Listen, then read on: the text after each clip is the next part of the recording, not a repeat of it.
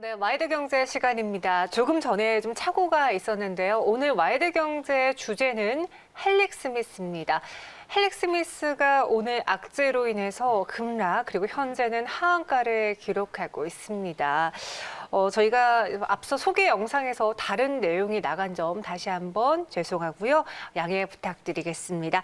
그럼 오늘의 주제 헬릭 스미스에 대해서는 이분과 함께 이야기 나눠보도록 하죠. 시우스코 박주근 대표와 함께 할게요. 어서 오세요. 네, 안녕하세요. 네, 안녕하세요. 헬릭 스미스가 이제 관리 종목 지정 위기인데 네. 오늘 또 부실 펀드 이야기가 부각되고 있더라고요. 네. 어떤 내용인가요?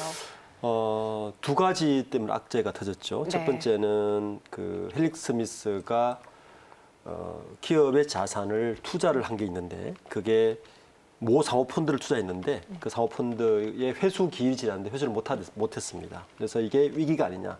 그러니까 첫 번째 이제 악재였고 그와 함께 또 하나 더 크게 터진 게 2,800원대 유상증자를 해야 되는데 그것까지 지금 하기 어렵다. 현재 지금 시간이 지나서 못했다는 거 이미 신고가 되어서 두 가지 악재로 인해서 그러면 헬릭 스미스는 관리업 쪽에 들어가는 것이 아니냐라는 게 지금 그 자본시장이 퍼져서 지금 악재를 못 이기고 있는 상태인 것 같습니다. 네, 지금 헬릭 스미스의 공시를 좀 보시면 알겠습니다. 지금 사모펀드 관련해서 많은 손실을 봤고요. 부실 펀드로 인한 손실을 기록했다라는 오늘 뉴스가 나오면서 투자자들이 강한 매도를 보이고 있습니다. 네. 어떤 고위험 자산에 투자한 건지 왜 이 자산에 투자한 걸까요? 지금 화면에 보시면 사모펀드에 1,461억 네. 있고 그 DLS에 56억이 있는데 우선 터진 거는 뭐냐 하면 지난해 7월 8월에 코리안 에셋증권과 옵티멈 자산운용에서 운영하는 팝펀딩이 있어요. 네. 여기에 한 세 곳에 390억을 투자를 했고 이번 세 곳의 만기일이 지났습니다. 그래서 만기일이 지난 315억을 받아야 되는데 이게 일단 못 받은 상태예요. 못 받은 상태. 그래서 아마 이게 이미 시장에 부실이고 위험한 거 아니냐라는 시그널을 준 거고 또 하나는 조에 보시면 DLS가 있는데 저게 독일 헤리티지 DLS입니다. 독일 헤리티지 DLS인데 25억을 투자해서 자금을 이제 돌려받아야 되는데 돌려받지 못했습니다. 이것이 지금 그 가장 악재로 되어 있고 근데 문제는 뭐냐 하면 네. 이러한 투자를 그 주주들에게 쏘겠다는 겁니다. 속였어요? 네. 네. 속여왔고 투자금을 회수받지 못한 것까지 주주들에게 그 공시나 알리지를 않아서 주주들이 굉장히 불안정한 상태에서 유상증자도 하지 못하겠다까지 나왔고 실제 보고서를 보면 헬릭 스미스의 올 반기 누적 매출이 13억에 불과해요. 네. 근데 영업 손이익이 322억입니다. 네. 그리고 거기다가 그 캐시플로우를 보니까 금융 수익, 금융 손익이 지난해 반기 때 마이너스 287억이었어요. 근데 올해 반기 기준으로 그 캐시플로우상 금융으로 손해를 본 그 캐시 나가는 금액만 네. 마이너스 74억 8천억입니다. 아, 투자 입장에서는 굉장히 불안해할 수밖에 없고 그렇죠. 대주주나 경영진에서 뭔가 신뢰할 만한 분명한 이야기를 해줘야 될 부분인 것 같습니다. 사실 제약바이오들의 경우에는 워낙 영업이익이라던가 또 단기 순이익에 적자 보는 기업들이 많습니다. 그렇습니다. 하지만 미래에 대한 그 개발을 보고 투자하잖아요. 근데 네. 이렇게까지 재무구조가 무너지게 되고 또 부실 펀드로 손실이 막대하게 되면은 투자자들의 거는 기대가 줄어들 수밖에 없잖아요. 그렇습니다. 네, 여기 더불어서 유상증자도 지금 실패하게 된다면 더 최악의 상황으로 치닫게 될 텐데요. 그럼 관리 종목으로 들어가는 거죠. 네. 주주들이 아마 가만히 있지 않을 것이고 이미 이 그 헬릭 스미스의 주주들은 네. 세 번에 걸쳐서 유상증자를 했습니다. 이미요. 네, 그런데 이번 유상증자에서 화가 난 거는 두 번째까지는 대주주인 이제 대부 대주주가 네. 김선영 대표가 들어왔지만 이번 유상증자에는 할 수 없다는 걸 밝힌 상태이기 때문에 김선용 대표이사가 불참했어요? 네, 불참하겠다고 이미 했기 때문에 주주들이 더 불안해하는 것이죠. 왜 여기에다가 또 장남인 김홍근 씨에게 100만 주의 증여를 취소했다고 하는데 이 취소 내용에서 살펴봐야 될 점들도 있을까요? 이제 두 가지가 사실은 맞물리는데 네.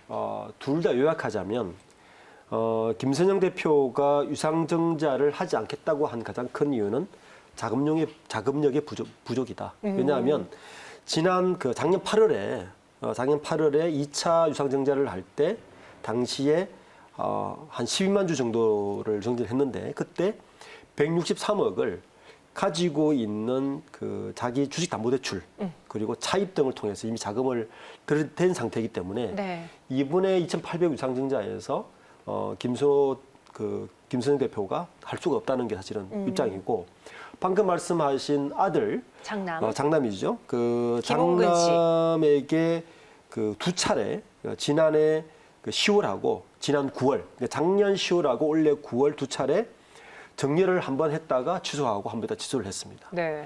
그러니까 이제 대주주가 이제 이분이 나이가 55년생이신데 김선영 대표가 장남에게 주식을 정리하는 이유는 헬릭 스미슨이 지금 하고 있는 미국의 임상 시험이 3차까지 가서 대박이 나기 전에 주가가 그나마 낮을 때 정리를 하면 네. 정리세를 아낄 수 있다는 거예요. 네. 작년에는 그래서 한번 취소를 했고 이번 9월 달에 취소한 것도 보면 100만 주면 3.74%입니다. 37%인데 요거를 그때 취소하고 유상증자를 같이 철회함으로 인해서 지금 주가가 급락을 했지 않습니까? 네. 그러면 김선영 대표 입장에서는 정년세를 그렇죠. 훨씬 더 덜 낼 수 있다. 절세할 수 있다.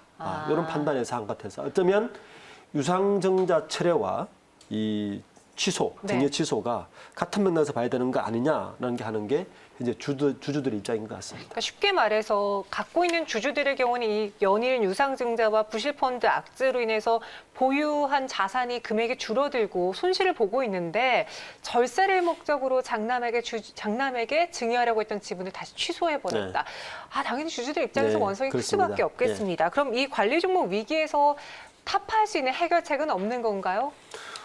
현재 탑할 수 있는 해결책은 네. 유일한 해결책 유상증자밖에 없습니다. 그냥 유상증자를 성공시켜야 된다. 그런데 네. 문제는 과연 그 대주주인 김선영 대표가 참여하신 유상증자를 따라갈 것인가가 굉장히 의문스럽고 네.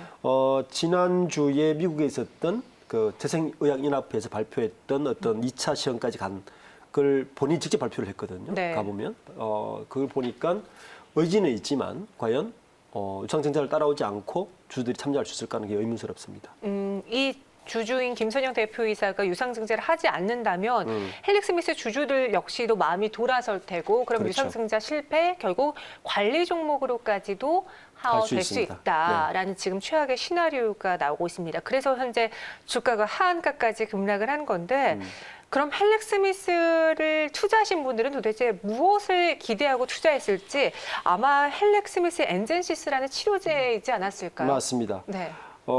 투자자들은 이걸 보고 한 거죠. 네. 그 영업이 적자라도 그 엔젠시스라고 하는 게 뭐냐 하면 저도 아주 전문가는 아니지만 플라시드 DNA라는 어떤 이 재생 유전자 치료제가 이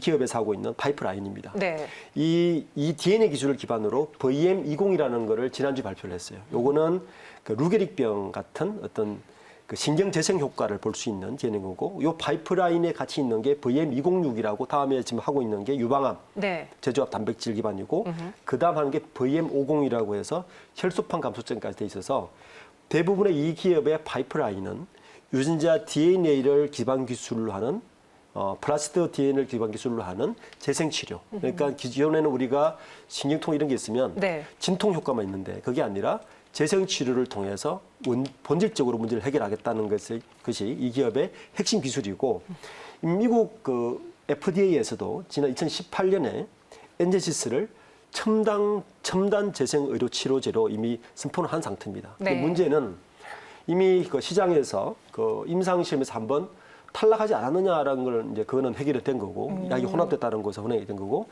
지금 요번에 이상이 갔다.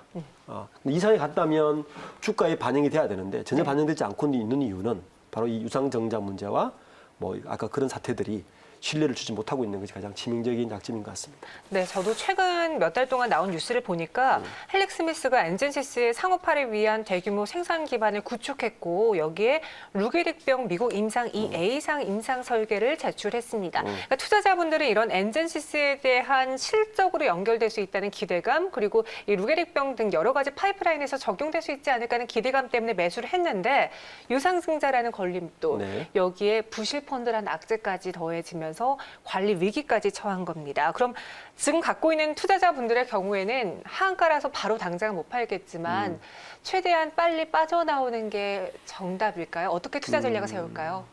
우선 네. 임상시험 결과를 보면 사실은 희망이 없지는 않습니다. 문제는 네. 캐시플로우예요. 그러니까 저는 이 기업의 대표나 경영진들이 왜 위험한 투자를 했느냐에 대한 해명을 내놓아야 될 것 같고요. 네. 기업 매출이 반기 매출이 20억대인데 네. 1,400억 정도의 사모펀드 투자를 했다는 것은 자체가 네. 이해가 되지 않는 부분이고 기술이 확실하다면 지난달에 새로운 연구소장까지 영입을 했습니다. 맞아요. 네. 그래서 그럼 기술에 대한 자신이 있다는 이야기인데 어떤 지금으로서는 유상증자를 통해서 시장에 신뢰성이라는 시그널을 주는 게 우선 급선무일 것 같고 그 투자한 사모펀드의 투자에 대해서 어떻게 회수할 것인가에 대한 플랜에 대한 것도 지금 이야기를 하는 게 그 주주들 이야기를 해주는 게 지금 시장 회복을 할 수 있는 유일한 길인 것 같습니다. 네. 임상에 대한 긍정적인 시그널이 나오고 있고 또 기술력을 갖고 있다 하더라도 자금이 부족하면 유동성이 부족하다면은 과연 이것이 계속 투자자들의 마음을 갖고 갈 수 있을까 하는 의문이 듭니다. 따라서 헬릭스미스의 경우는 자금 확보가 중요하고 여기에 주주들에게 올바른 방안의 해결책을 또 제시해야 되지 않을까라는 그 이야기를 전해주셨습니다. 헬릭스미스 주가 마지막으로 볼게요. 현재 주가는 전거래일보다 29% 넘게 급락한 하한가까지 내려왔고요. 21,550원에서 움직이고 있습니다. 지금까지 박주근 대표와 함께했습니다. 고맙습니다. 네, 감사합니다.